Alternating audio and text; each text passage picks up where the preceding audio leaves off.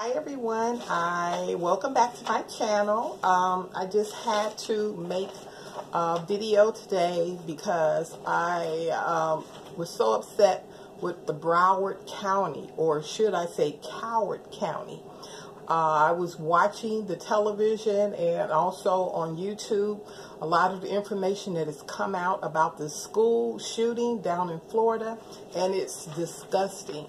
Starting with the sheriff. They are actually, if you saw the interview on CNN, you would agree with me. As a matter of fact, I want to show it to you right now. This guy is sick.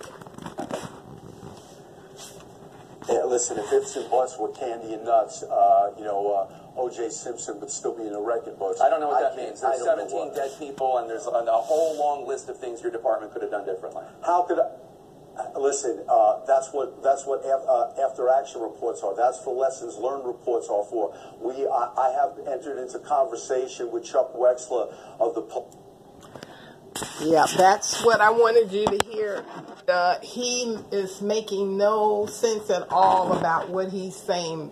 If the nuts, I don't even know what that means, and neither did the reporter understand what it means. But I can tell you this, that this particular school district came into agreement with the sheriff department that they would not treat their teenagers like criminals. They wanted less people locked up. So they really went soft on crime. And that's why over 40 calls to his police department went unnoticed. No one cared because they didn't want people locked up. And this particular guy, the sheriff, is saying, oh, that was for drugs or whatever. You know, that's the reason why they did what they did. But it doesn't make sense. And he's actually believing that he did an excellent job. As a matter of fact, he was on the town hall meeting when all the students were there and the reporters, some NRA people were there. And he was trying to make it all about the NRA. But this guy is pathetic. And they actually, as they're going to do more and more investigation coming out, you're going to find that there was a stand down that was ordered. This was Brian Entin. He actually wrote this. He said, everything I was trained on mass casualty events says that they did the wrong thing. You don't wait for the scene to be cleared. You go in immediately, armed, retrieve the victims. You can't leave the victims laying there. And he said, we were asking to go in, asking the scene commander to go in. Why are we standing around? Why are we not having patients to treat? Why are we not going into the building and retrieving these kids? And the response every time was law enforcement did not clear the scene and did not allow medical personnel in. Now, I read that because they interviewed one of the students, and he actually saw one of the guards in the school.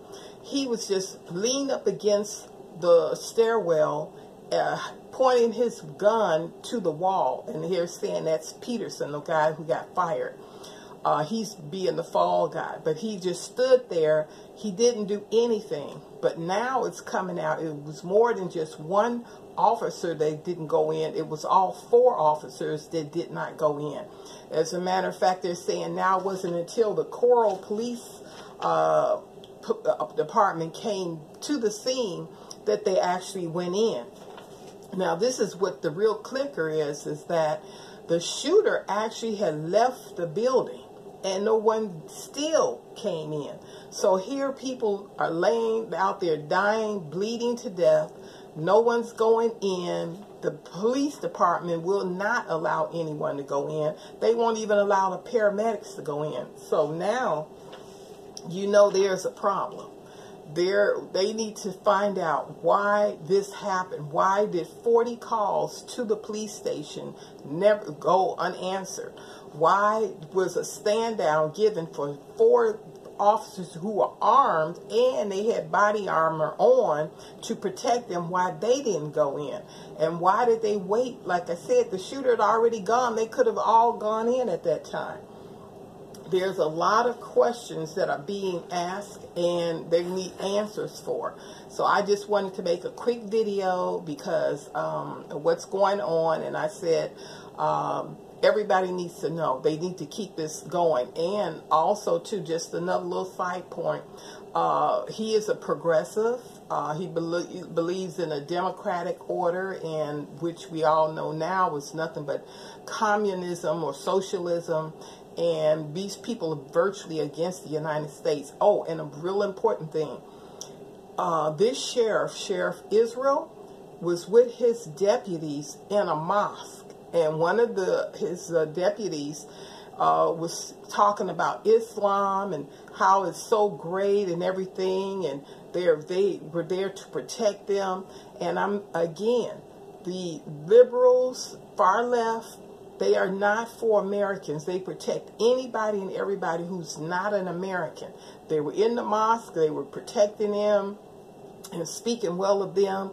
And they speak well of the DACA people who are here illegally, but they will not protect Americans. So I hope that everyone who gets this video will remember this, because the 2018 elections are coming up this fall, and we need to get people who are socialists out of the government. We need to get people who don't believe in the government. And I mean, we got to take control of the schools. We got to take control of the government.